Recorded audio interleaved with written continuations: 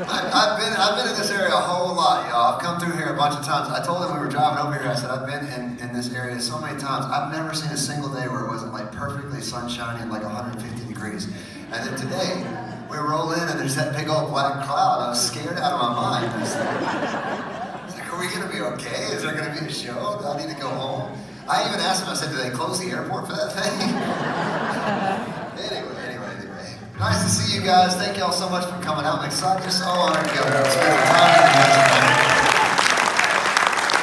This right here is a guy named Ethan Sullivan. He is my road manager, and about an hour ago I said, now wouldn't it be cool if we had a box that you could hit to keep time? And he's like, sure. But this is a very talented musician. I'm so grateful he just jumped up here to hang out with me tonight as well. Okay, so I'm going to play a bunch of songs tonight. Hopefully you know them. If you don't, I always say this. I say that we're the band that has all the songs that you know, but you don't know that you know them. That's just the way it works for us, right? And you know, like, it's so funny. You know, like every single night I get like, hey, would you praise you in the storm? Like, not me. No. Strong Tower, that's you, right? No, not me either. Sorry. I can only imagine. No, I wish, but no. Wrong again. But that's okay, that's okay. This tune here is one that I wrote a few years back, and it's been really cool to play through the years. I love it, and I guess before I start playing, I want to know how many people actually have seen us and know Building 429's music. Like, you guys, all right, we can go to the deep cuts tonight. I like it.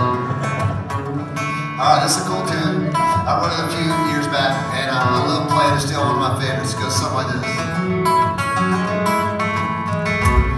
Wishing I could see the finish line, where it ends, where it lands. I guess I lost my vision when the pain set in. But can I believe when I don't see? Can I really let it be out of my hands? When this is out of my hands, this is the word I choose. It's where I find pain. I'm broken and your mercy's just begun. You overcome my doubt. Your hands are reaching out. You hold me through that storm, and I will fear no more.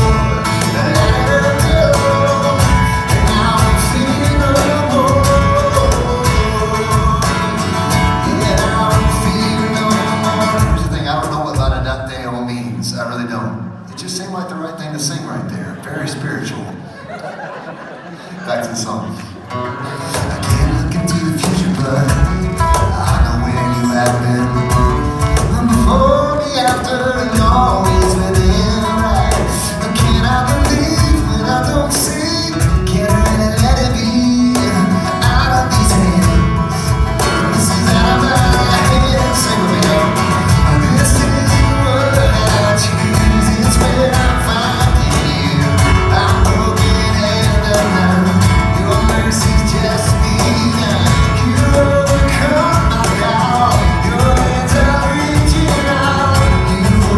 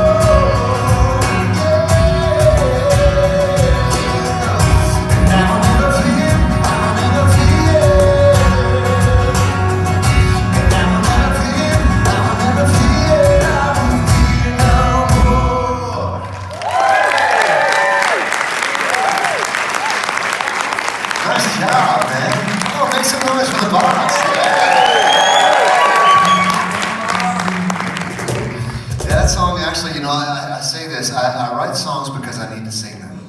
That's the way that I'm wired. I tend to think about, like, God, what do I need to remind myself of every single day?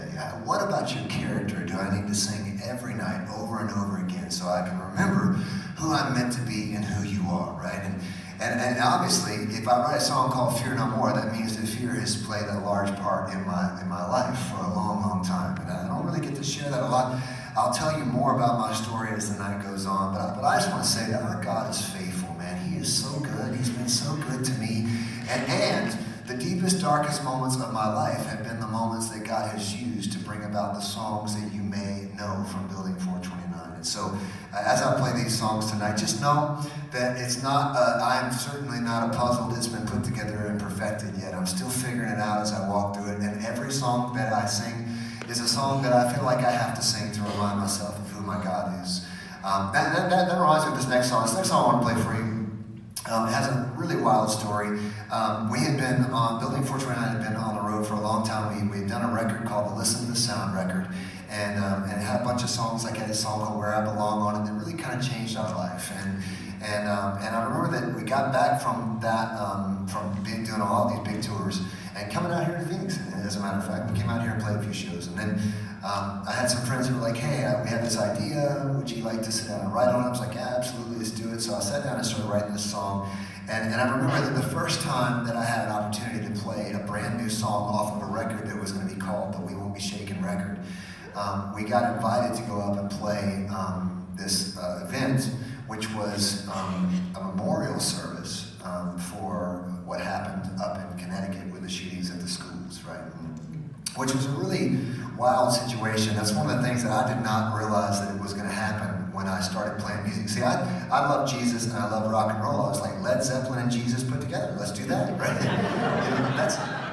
That's all I thought I was going to do. I had no idea that I was going to actually have to walk in and hear people tell me about their struggles, and I was going to have to sit there and pray with people. And like, I just wasn't prepared for that as a kid when I started our career.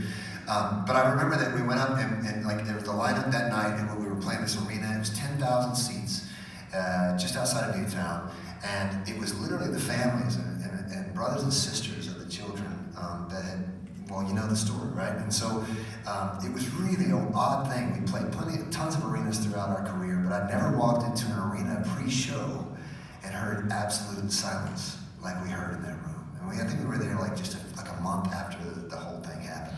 Us, Toby Mac, a bunch of other, Chris Tomlin, a bunch of people were there. And I remember that we were backstage, we were getting ready, and I had this new song that I wanted to play. It was called We Won't Be Shaken. And I didn't know, the band didn't even know the song. We were backstage, I'm like, this is how it goes, just, follow me through it. And I remember getting ready to walk out to play this song for the very first time, and by the luck of the draw, we got drawn to go on stage first. I'm walking towards the stage, and here comes Toby. He's walking by me. He's about like this tall, so he's walking by me. I'll post that on YouTube, don't you do it.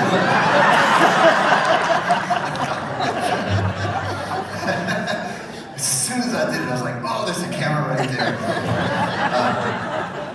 That's royalty, man. You don't mess with Toby. Anyway, he's walking by. This is absolutely true story. Other than that, he's anyway.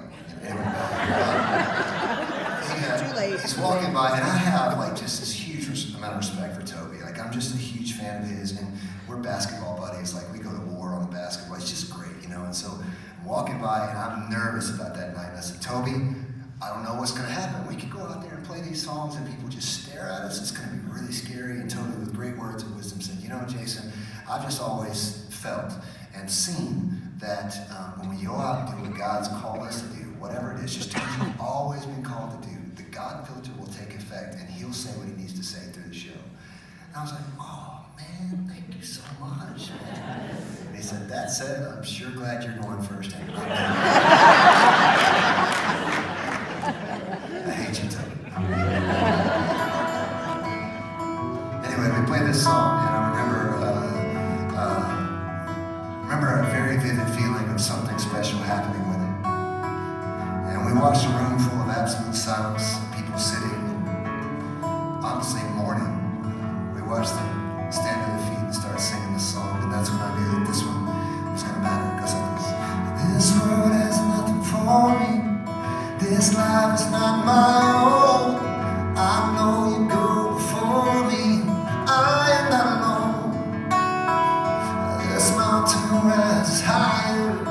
The way seems so unreal. I know that you're going this way. I will never fear. I will trust in you. Whatever will come our way, through fire or rain, we won't be shaken. We won't be shaken. Whatever tomorrow brings, together we'll rise and say, we won't be shaken. We won't be shaken.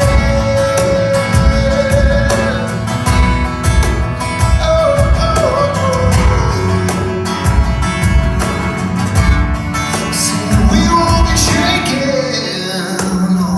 You know my every longing.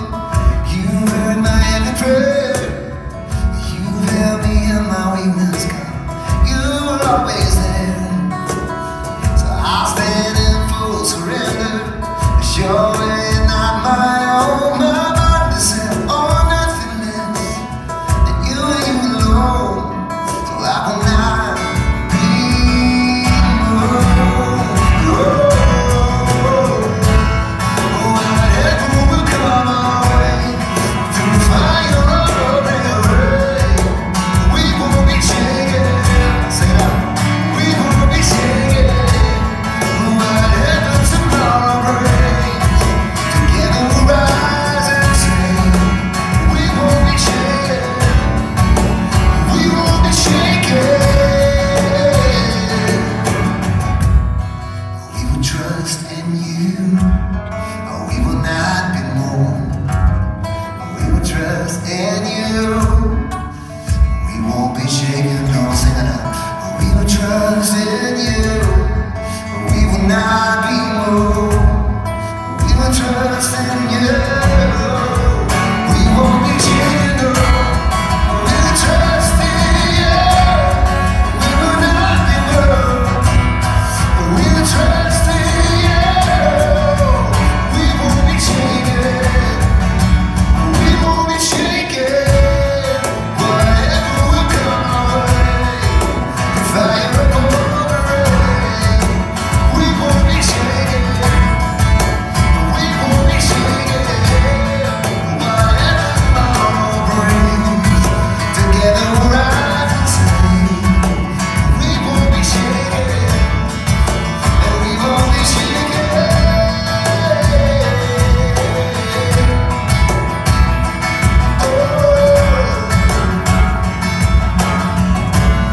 See, we won't be shaken.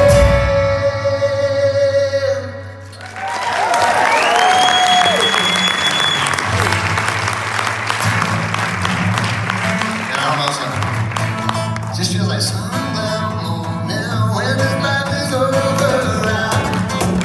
I'm away too long.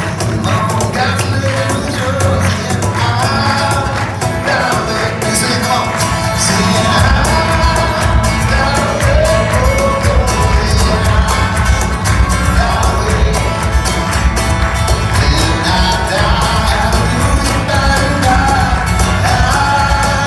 Down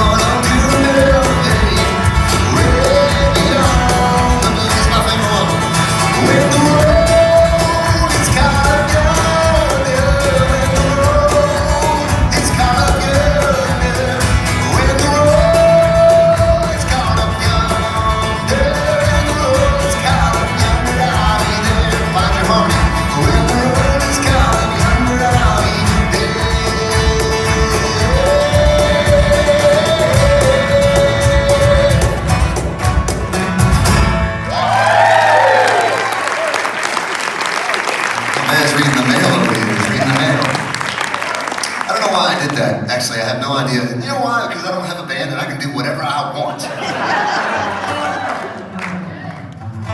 All right, so this next song is a tune that I love.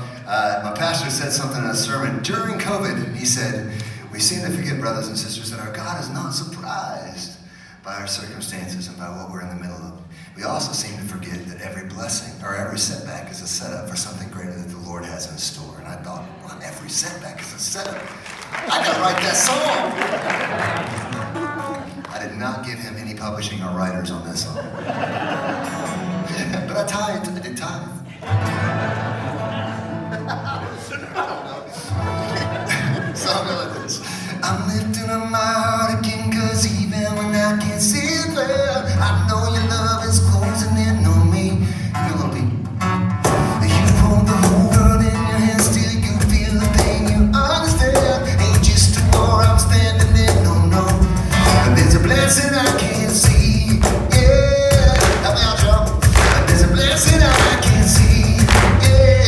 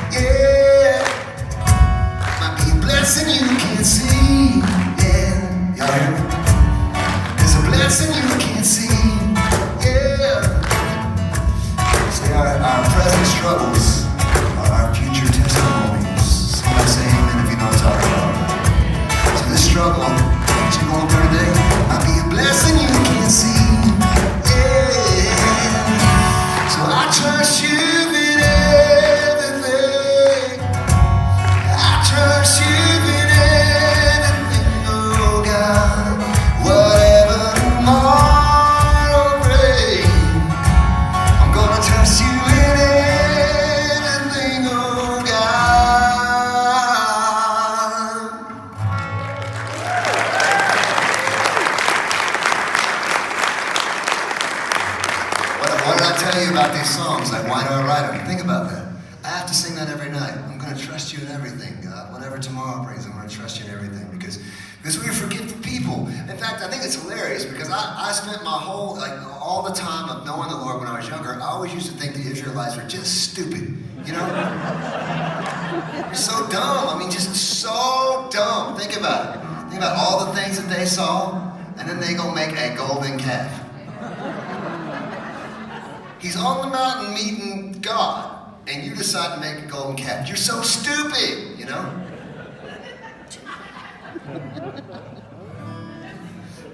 and so am I, right? Right, because we're forgetful too. You know, in our church, one of the things that we say, I've been on staff at 2 churches, and one of the greatest things that in the last church that I was on staff at was called Waken Church in Clarksville, Tennessee, and one of the greatest things that they had, like all these things that we say about our church, but one of the things that I loved the most was monuments drive the movement. And I love that because if we don't stop every time God does something amazing in our life and write it down and make a monument out of it, we forget that God's even here and working, right? Just like those stupid Israelites, right? So, I don't know, I just wanted to share that with you guys. That's why I wrote a song called Blessing I Can't See Yet, is because today's struggle may just be the blessing we can't see yet. That's what I wanted to share with you. Now that being said, I wonder if it's okay with you guys if I take you back in time a little bit to like some of our earlier music. Can I do that tonight? Alright, so I'm gonna have to do a wild tuning of my guitar, and it's just gonna be a little weird for a second, but trust me, it's gonna be worth it. Hang on, this is gonna be awesome. Yep. Please don't break. It's only one guitar.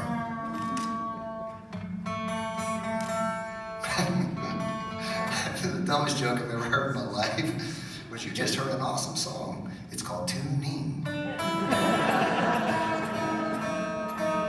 That's so dumb.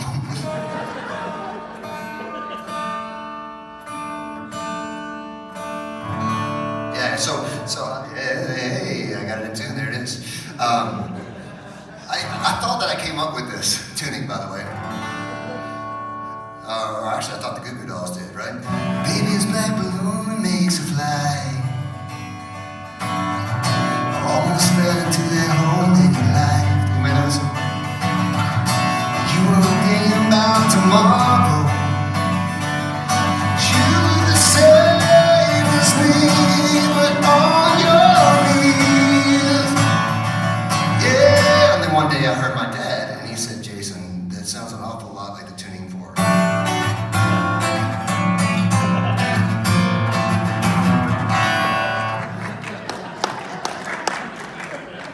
It was like 30 years late, you know? We're not going to go there.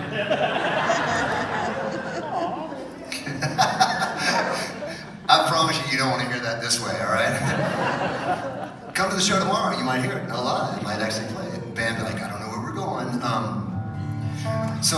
I grew up in a Southern Gospel family. Southern Gospel is the only music allowed to be listened to in our home. The only thing, because it's holy music in our home, right? In fact, I will say this, we had one thing we were allowed to listen to that was not Southern Gospel, but I could not let my grandfather know about it, right? It was this cassette of this very edgy artist named Sandy Patty, right? I'm not making it up, that's real. And my grandfather, just so you know, he still goes out and plays the shows with the Southern Gospel band, still today, and he's just amazing. He plays piano, plays guitar. He has 5 daughters, my mom being the oldest of 5 daughters, and you would think that there's no way to sing 5-part harmonies until you hear those 5 girls sing together, and it's just unbelievable, you know, it's just the craziest thing ever. Something about family harmonies, right, you know what I'm saying? And, wait, I'll take those 2 claps, thank you, whoever that was, thank you. The rest of y'all, you. I'll do this. But you know, like we weren't allowed to listen to anything else, and it's funny that I just played what I just played because I remember being a kid, and my dad had a shop behind our house where he did, you know, whatever woodwork and all that kind of stuff, and I remember one day walking outside to the shop, and I heard this strange music playing from the shop, and it did sound like that.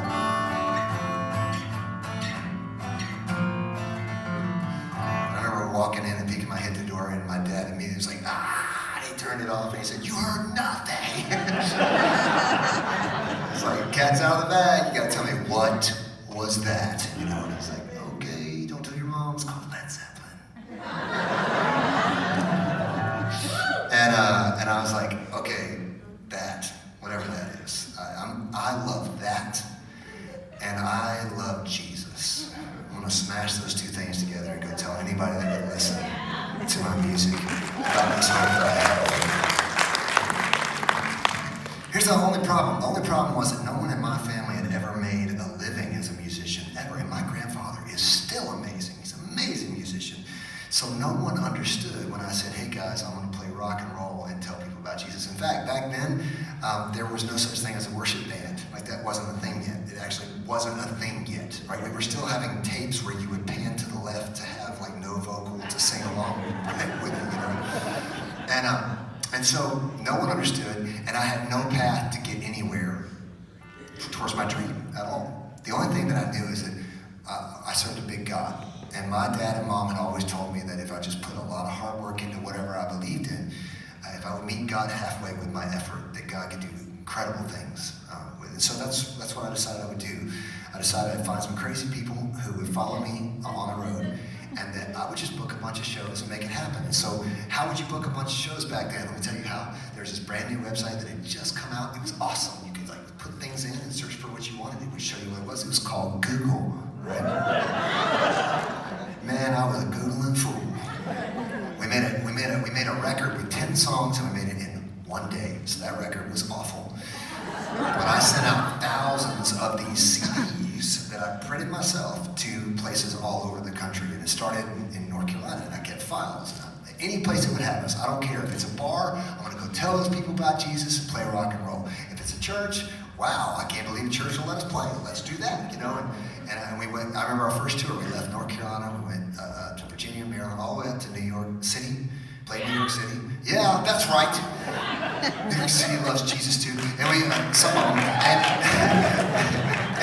and we went all the way across to Seattle. We made it all the way to Alaska, back down through LA, across through Texas. One night we drove 17 hours and we played for 2 people. I'm not making it up, 2 people. But you know what's funny about your calling? If you're called to do it, it doesn't matter how many people are staring at you while you do it. You do it to the glory of God no matter what. So we did our first tour, and then all of a sudden somebody found me, and I found myself sitting in a skyscraper in Nashville, Tennessee with this lady, and she liked my songs. And she said, hey, listen, why don't you go home and write a couple songs, and let's see if we can come back and put you with some songwriters, and maybe we can get you a record deal. And I was like, a record deal? Oh my gosh. Went home, and the first sermon that I heard the preacher preach was a sermon on the glory of God, and how in this life we only see glimpses of it. That one day when we cross over Jordan, if you will, when we leave this life and go to the next, we'll see his glory defined in an instant like we've never seen it before. I thought, glory defined, I need to write that song. So I did. I wrote the song, went back, and how about that? Everybody freaked out. We had 3 record deals, and all of a sudden we went from being a band that nobody knew on earth to being invited to be on tour with a band called Sonic Flood, which was a big deal. They even gave us our own tour bus. Tour buses are not that cool anymore. They just stink like dudes, you know? Anyway, I remember we played our last show that I had booked for 70 people in Wilmington, North Carolina. And we drove like 15 hours, and the next night we walked on stage in Indiana in front of 10,000. And 2 weeks later, we were riding that same bus through the desert on our way to our first show in Las Vegas. Sin City, had never been there before. Manager called and said, I don't know how you did it. Jason, you have the fastest #1 song in the history of Christian radio.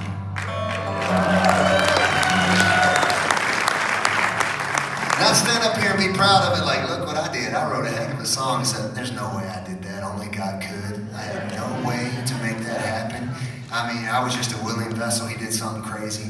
And the truth is, this song is older than some people in this room. But tonight, since you don't have a choice, I'm going to play it anyway. It goes like this. It's funny to say this, too. This is the reason that Brian booked us for the very first time, 18 years ago. There's always a better way. There's always a bridge that needs crossing. Always the straight and the narrow, the wide and the shallow. But I know that you're guiding me, and the best is yet to come. You're giving me hope for tomorrow, and I know someday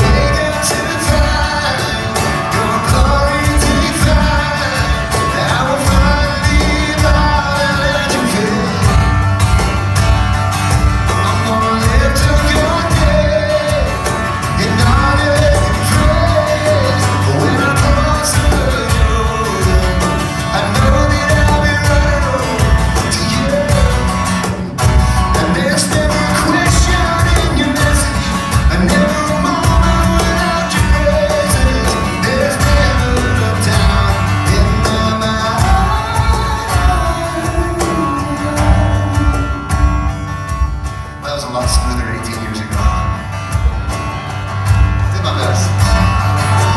When we get to find you're already fine, I will finally die to feel.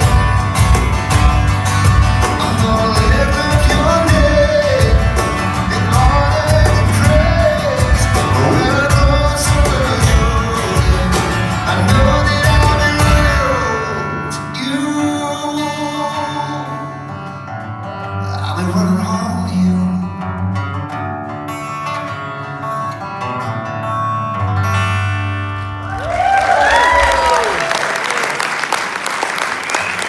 I'm sorry am I talking too much? Would you rather me just play a bunch of songs? Is it okay if I talk a little bit? Alright, I'm sorry, I'm used to rock and roll show. Next song. If I talk too long, the drummer starts clicking the songs up. He's like, we're going, you know? So, truth be told, when that song hit radio, anybody remember a guy named Paul Coleman from Paul Coleman Trio? Anybody remember that guy at all? Like, oh, two of you. Oh, praise God, that's great. This story is no longer valid. Great. But Paul had loaned me his little apartment in Nashville, Tennessee when we moved there because we had no money. In fact, we didn't have a radio in our apartment. Like had no money. And I remember that we were so excited about our song making it to the radio that we decided like we wanted to find out when they were going to play it. We found out they were going to play Glory Defined on the radio at 12:07 a.m. the first time. And my wife, being the trooper that she was, she's like, all right, well, we got to listen to it. I'm like, yeah, but we don't have a radio. She's like, well, we got a car, babe. And we had our little car. Of course, I had at the time I had I guess a 1-year-old little redheaded child, my son. And as luck would have it, that night in Nashville, Tennessee, look, Nashville never gets any kind of weather other than tornadoes. We get tornadoes, but that's about it. That night we got 2 feet of snow. I'm not making this up. And I remember that, like, I looked at my wife, well, what are we gonna do? She's like, well, you're gonna go out there and you're gonna shovel that driveway, and we're gonna get out there to that car and we're gonna hear the song. And I was like, yes, ma'am, we are. So I went out and started at 10 o'clock shoveling the snow. Finally got the snow gone at 11. And I remember that my son was asleep in his crib, and I guess about 11:45, I bundled him up, took him and my wife out to the car, and we sat there and waited until 12:07. That song played, and we just cried tears of joy, like the dream had come true, the impossible had happened, and couldn't believe it.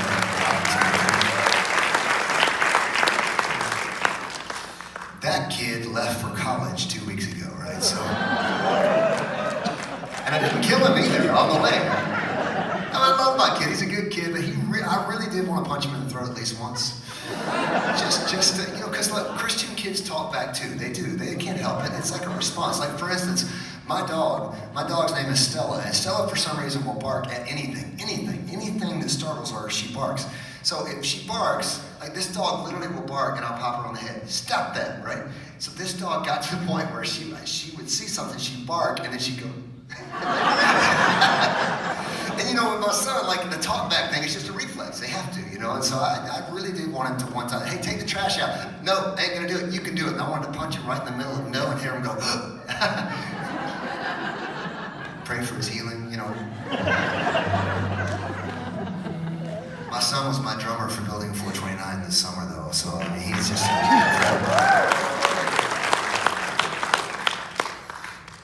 That story was a little bit rough. I'm sorry. Any parent, listen, all you young people, you're like, my parents would never. Yes, they think about hitting you all the time. They do.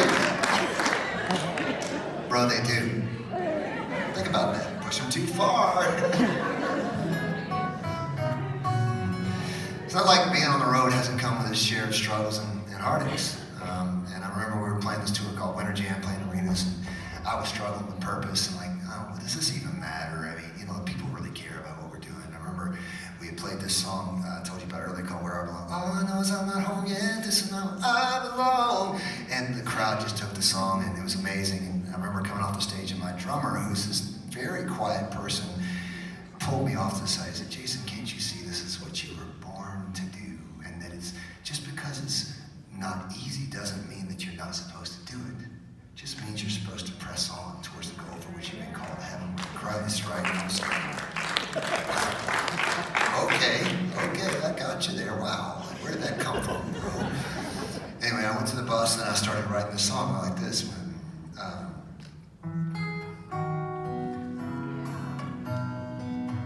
I am a mess, I am a wrecking ball. I must confess that I still don't get it all.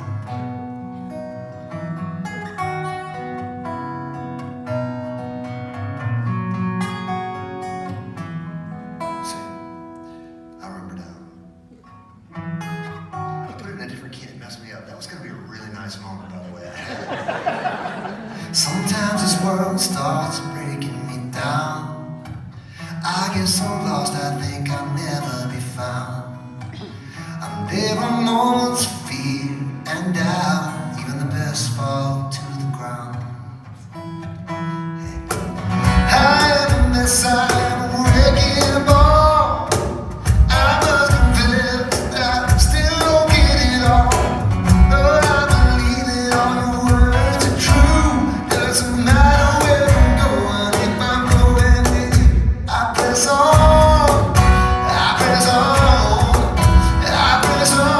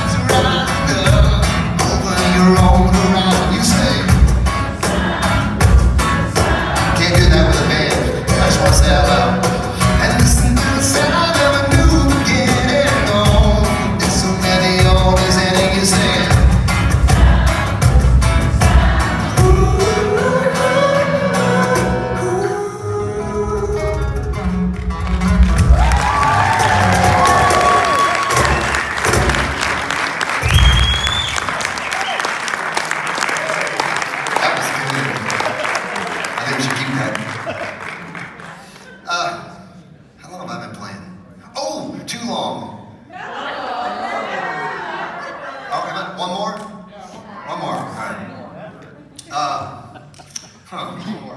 Well, Ethan, you weren't expecting to play tonight. Which song are we going to play? Look at the set list there. Yeah, he doesn't, but he can pick off the set list, so. Oh, okay. Well, are you asking what is the set list, or are you demanding to tell me what song to play? I totally believe you, and I would 100% do what you said. So, do you have a song you want to hear? Not Praise You in the Storm, right?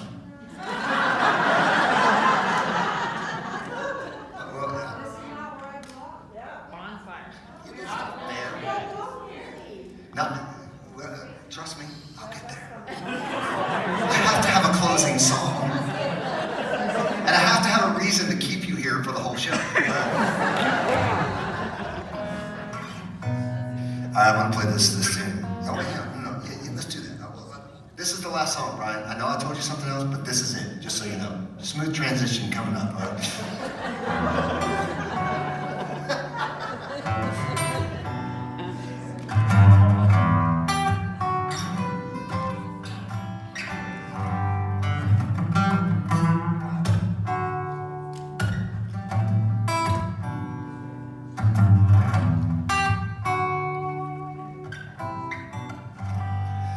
2005, I think this one came out. Is that right? Yeah, I think so.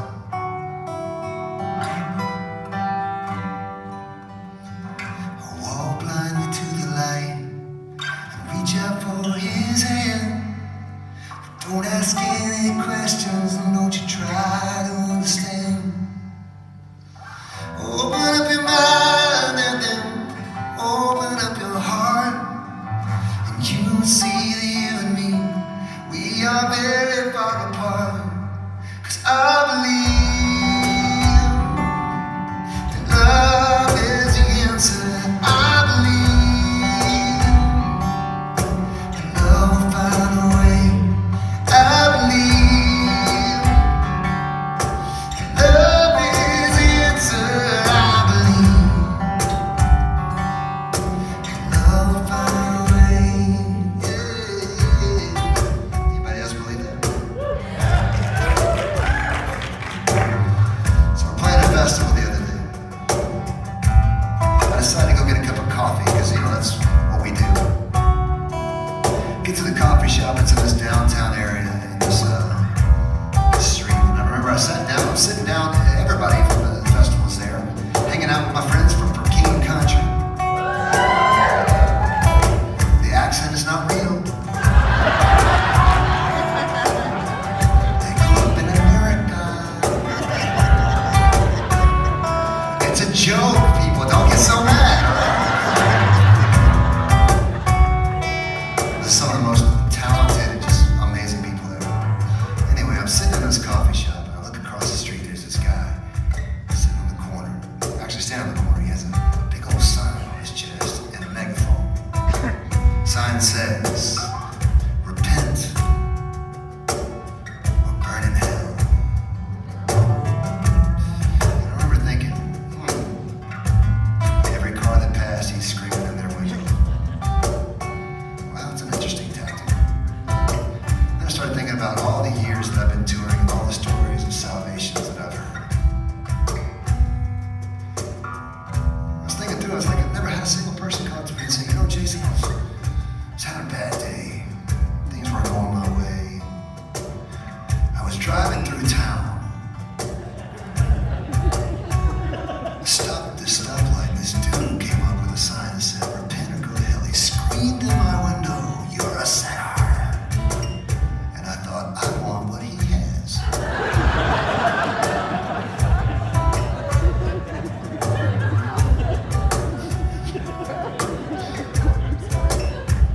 Know what I'm saying? You know what the story usually sounds like? It usually sounds a lot like mine. I was broken. I was bruised. I had screwed up my entire life. There was no other place for me to go. Somebody walked up to me and said, "Hey Jason, I know you're hurting. I know you're messed up. But you know what? I know somebody that can heal all that. And if you'll just walk beside me, we'll walk together toward it and see what happens."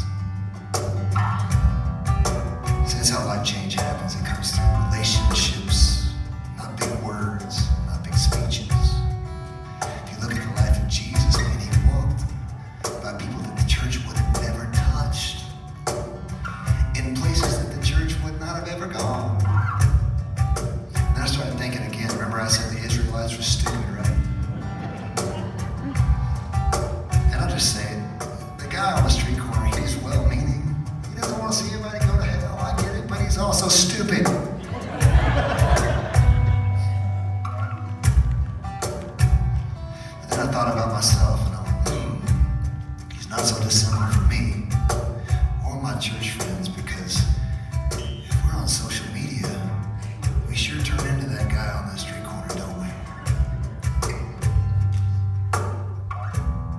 All of a sudden, we feel like we can fly by every conversation, drop an exclamation point of why God is, why He's angry with all these people that have different opinions than ours. And I just think right now, brothers and sisters, that we as the body of believers should be the most merciful, gracious, kind people on earth. Why? Because mercy, grace, and kindness changed us.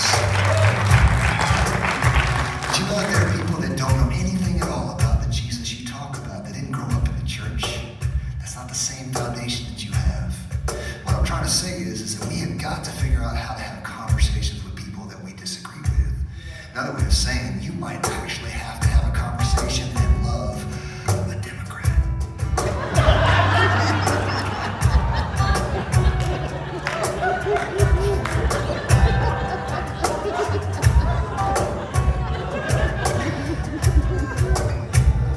Or a Republican.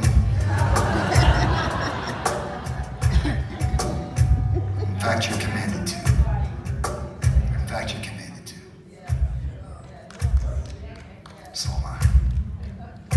Love changes everything, hate changes nothing. Violence is spread worldwide, and there's families in the streets. We sell drugs to children now. Tell me, why can't we just see? All we do is eliminate our future with the things we do today. Money is out and settled now. Yes, that makes it all okay. But I believe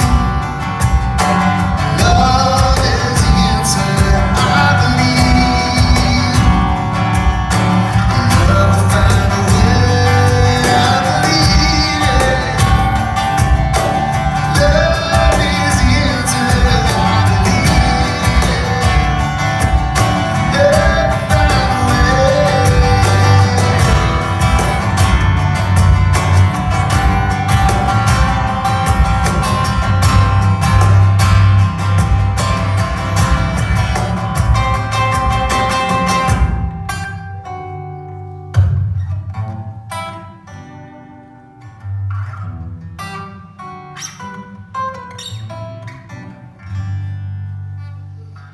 Walk blindly to the light.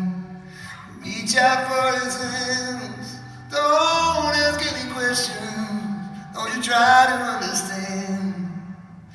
Yeah, 'cause I believe love is the answer, and I believe love will find a way. I believe love is the answer. I believe love will find a way.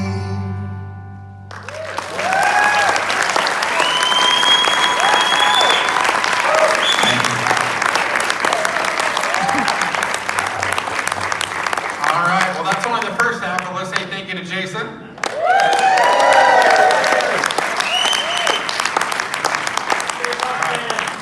So if you guys want, you can follow Jason out the double doors there. He's actually going to stand out by the 20